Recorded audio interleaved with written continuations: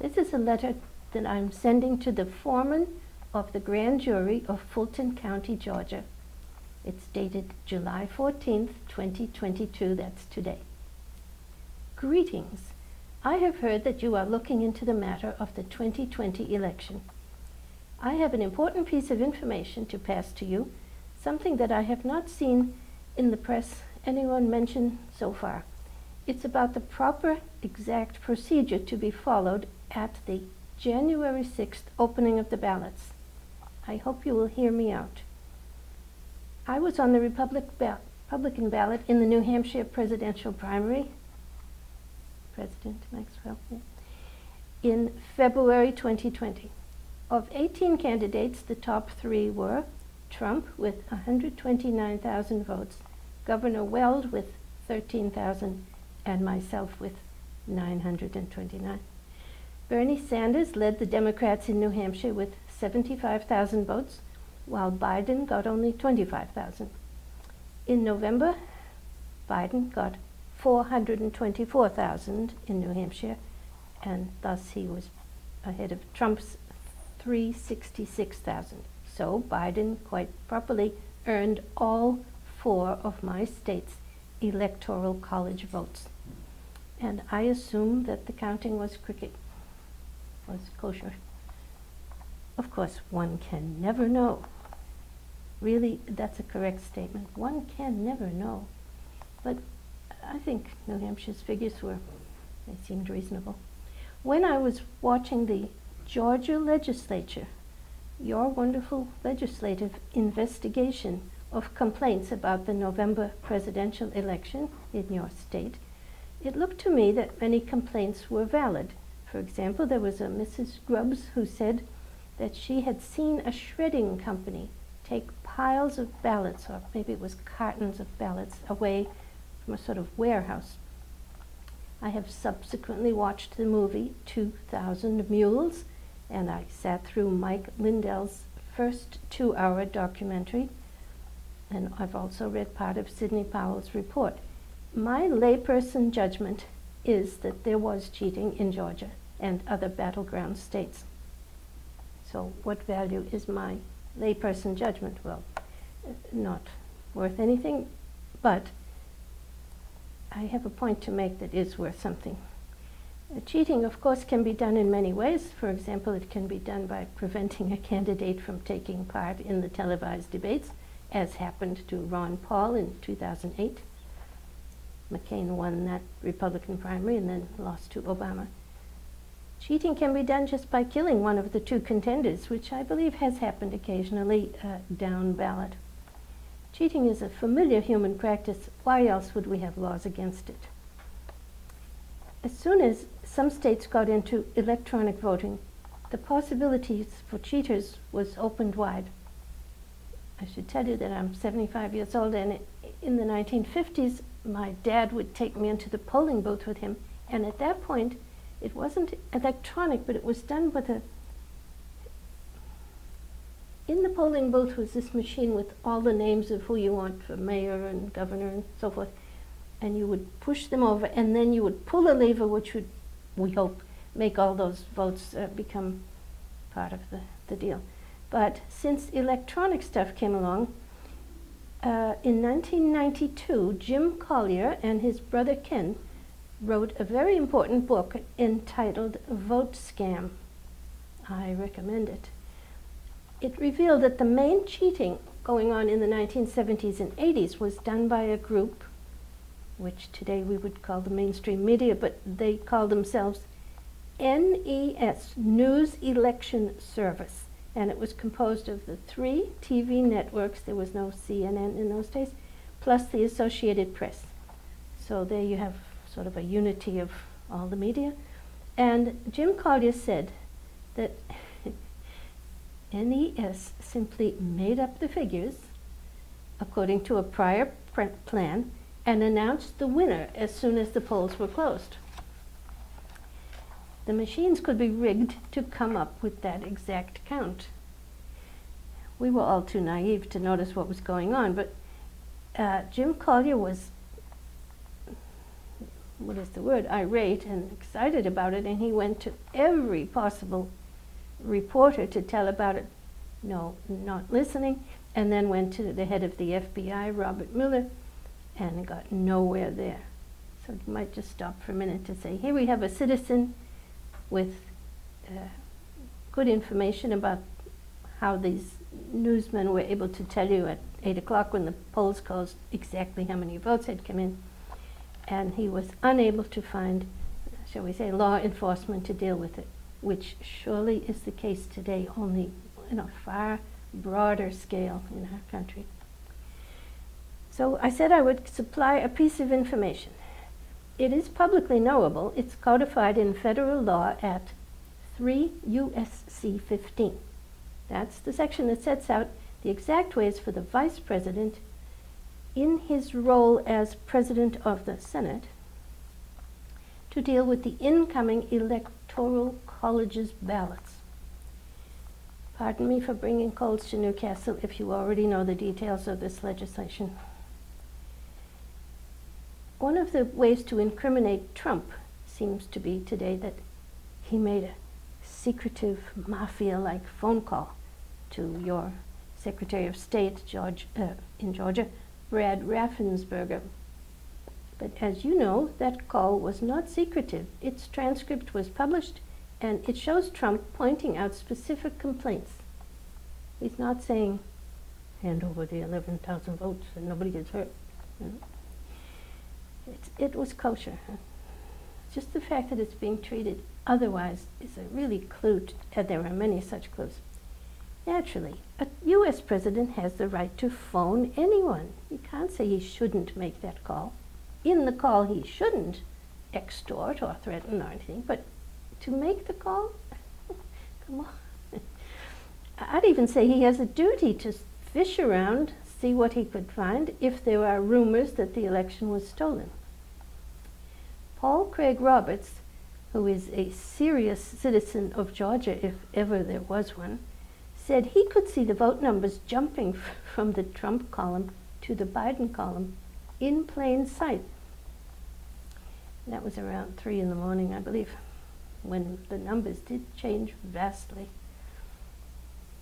which doesn't necessarily mean it was cheating.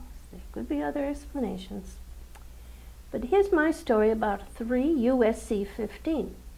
I claim that Trump, even if he were a cad or a monster or simply had a delusional ego, he would not and did not set up an invasion of the Capitol in order to make the certification of the electoral ballots go his way. It's really absurd to say that he would do that. There is no possibility by which he could have done it. And what if he did that day? Most of the country would not accept it. I say he did not do it, but let me proceed. We are being tricked by Nancy Pelosi's committee to investigate the invasion. Her January 6th hearings are using every innuendo in the book, aided by public ignorance, to create a scene whereby Trump planned to have his supporters enter the building and do God knows what to overturn the vote count. At that moment, the electors' numbers were 306 Biden and 232 Trump. I guess a miracle could have brought Trump's numbers up. And in the movie by Dinesh D'Souza, D'Souza says that, you know, the movie about the mules, he said he could pull Trump up to 279 based just on the findings of that study that had to do with cell phone tracking. Okay, now, in federal law 3 U.S.C. 15, we see that Congress's 535 members are instructed to meet for a joint session at 1 o'clock on January 6th of each inauguration year, and to watch closely as the ballots from the 50 states are counted by tellers, not by the Vice President. I'm quoting, 2 tellers shall be previously appointed on the part of the Senate and 2 on the part of the House of Reps, to whom shall be handed as they are opened by the President of the Senate, Mike Pence, all the certificates and papers purporting to be certificates of the electoral votes in the alphabetical order of the states, and said tellers, having read the same in the presence and hearing of the two houses, shall make a list of the votes as they shall appear from the said certificates. I'm making up an imaginary example. The teller would say, Pennsylvania, Kennedy 15 for president, Johnson 15 for vice president, in those days. Quoting again, and the votes having been ascertained and counted according to the rules in this subchapter, you have to look at sections 5 and 6, the result of the same shall be delivered to the President of the Senate, who shall thereupon announce the state of the vote. I think this means that Pence would say in 2021, Biden 306 for president, Harris 306 for vice president, Trump 232 for president, Pence 232 for vice president. And it says in the law that that shall be deemed a sufficient declaration of the persons elected as President and Vice President of the United States. So here's my point. There is no provision by which Mike Pence could do his boss a favor by changing the votes or invalidating them. It was out of his hands. The tellers did the counting. But isn't there some legal method for questioning the validity of a controversial election? Yes, of course, there is a way. I'm continuing to read now from 3 U.S.C. 15. Upon such reading of any certificate or paper, the President of the Senate shall call for objections. Maybe there won't be any, but he's required to say, any objections? Every objection shall be made in writing and shall state clearly and concisely and without argument the ground thereof, and shall be signed by at least one senator and one member of the House. You know, they have to want to do it. If nobody signs, it doesn't happen. Both signatures are required. And then, when all objections so made to any vote or paper from a state, say Michigan, shall have been received and read, then each chamber shall debate it and vote on it separately. So the senators have to scamper back to their other place because they were all united sitting in the hall of the House. And they shall again meet, and the presiding officer shall then announce the decisions that were made. In other words, they could say, one of California's electoral ballots cast for Biden and Harris has been rejected, or something. I interpret Pelosi's January 6th hearings to be, well, garbage. I doubt if President Trump on that day or on days leading up to January 6th took any steps toward arranging for marauders to enter the Capitol. It would have ruined his chance of having some of the ballots challenged, as we just described. In fact, the day before, January 5th, Representative Mo Brooks and others, to the tune of 139 reps altogether, were indeed going to do that. They said they would raise a challenge. The counting began alphabetically at 1 p.m., just as it should. Alabama and Alaska went through smoothly, but it was precisely when Arizona was counted and a challenge was raised, I think it was by Marjorie Greene, and she got a senator to co-sign, that the marauders broke in. Now, if anybody knows this correct story from 3 U.S.C. 115, not 115, they would see that it's nonsense.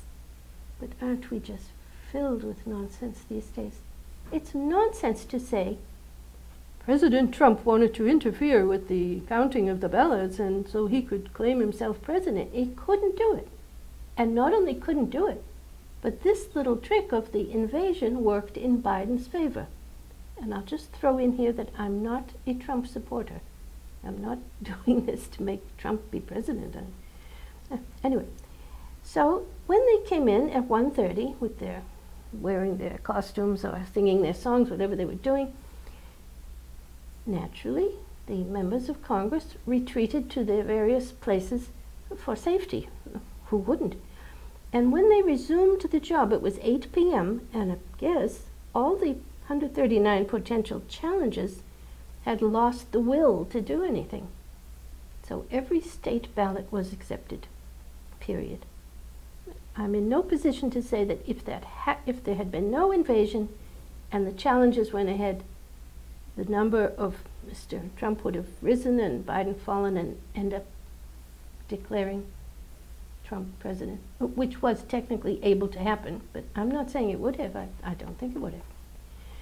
I don't think enough members of Congress would have done that. But that's beside the point, what I think or what they would have done. So the story was finished.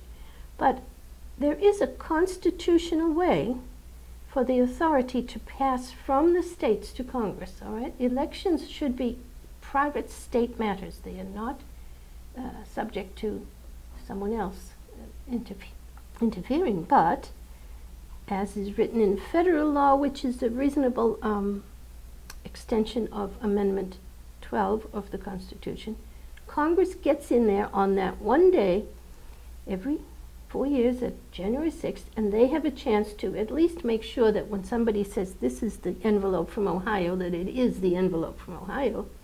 At the very least, they may have heard that someone sent in another one. And by the way, it has been whispered, it's been shouted on CBS News that Representative Jim Jordan passed to, I guess, either Pence or someone, to say that he had in his pocket another set of ballots from his state, or a neighboring state, in which those who wrote it up claimed to be more honest than the real, certified by their governor, electors. So it's being suggested on TV that, or in those hearings, January 6th hearings, that, oh, that's just one more sin and crime and horror. No, he can do that. He could give Mr. Pence a whole suitcase full of things, and Mr. Pence would still have to go through this routine. When the 50 states send in their thing, open them up, ask for objections. Just to tell you, that's what the situation was. And if our congresspersons didn't want to bother after the shock and the trauma, of course, of that day, which was a terrible day when you think of it, because no one really knew what was going to happen or what was going on. If the authority had moved from the states into Congress and the Congress members said, nah, we're not going to do it, well, that's the end of the story. I mean, tough cookies. If that's the country we have, well, tough cookies. The only comeback would be later. If you don't like the president that ended up on the throne, you could impeach him. So I claim that also the courts let us all down. Remember that the excitement was beginning just after the November 3rd event. And then, November 3rd vote throughout the country, many people right away said, I saw the numbers jumping, or whatever they say. And then you can go to court at that point. After this Pence thing in the room with the 535 people, it's too late. The authority ends there. But earlier on, people could file a lawsuit, and they did. And there was even a lawsuit filed by the state of Texas. And when the state goes to court, the U.S. Supreme Court takes it originally at the first level. You don't have to work your way up. The state has a right to say, hello, Supreme Court, I have this case.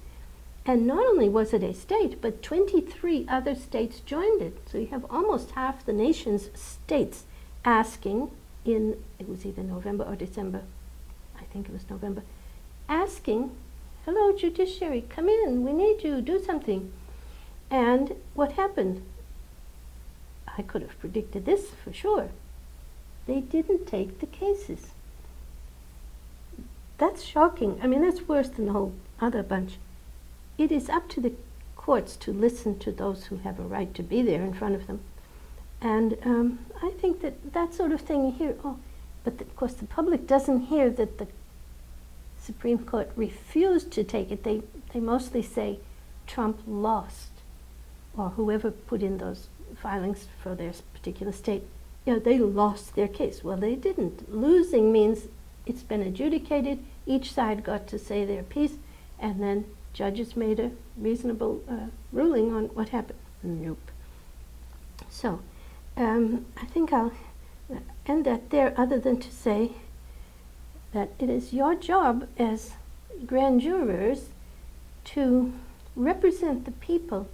And in fact, early in our history, grand jurors were completely independent of any other aspect of government. They would meet in their communities and hold the position of being a grand juror for 2 years mostly, 23 of them together, and they were required not just to come in and say, I think some theft is occurring, or the person who had been thieved of might have easily brought the case to them, so they knew about bad things going on. They also knew about potholes in the road or sagging bridges. It was their duty to look around and then bring to the attention of government certain problems. But nowadays, or for many decades now, I think the prosecutors who work with the courts, that's another story. But those prosecutors tend to sit there in the room with the grand jurors and be like the boss of the grand jurors. I would like you to know that that's not proper. And I just want to read from, it was a Supreme Court case of, it was called the Williams case of 1992, in which it happened to have been Judge Scalia that wrote the case, wrote the ruling, and he said about the role of the grand jury. In fact, the whole theory of the grand jury's function is that it belongs to no branch of the institutional government, serving as a kind of buffer or referee between the government and the people. So that's you, O grand jurors of Fulton County, and I thank your foreman for reading this or passing it around to you. The whole point of it was to tell you that, well, there are many, many parts to the story of the stolen election, but not the part of Trump going in with his troops on January 6th to make it work out. That did not happen and could not happen. That's my little contribution. Thank you.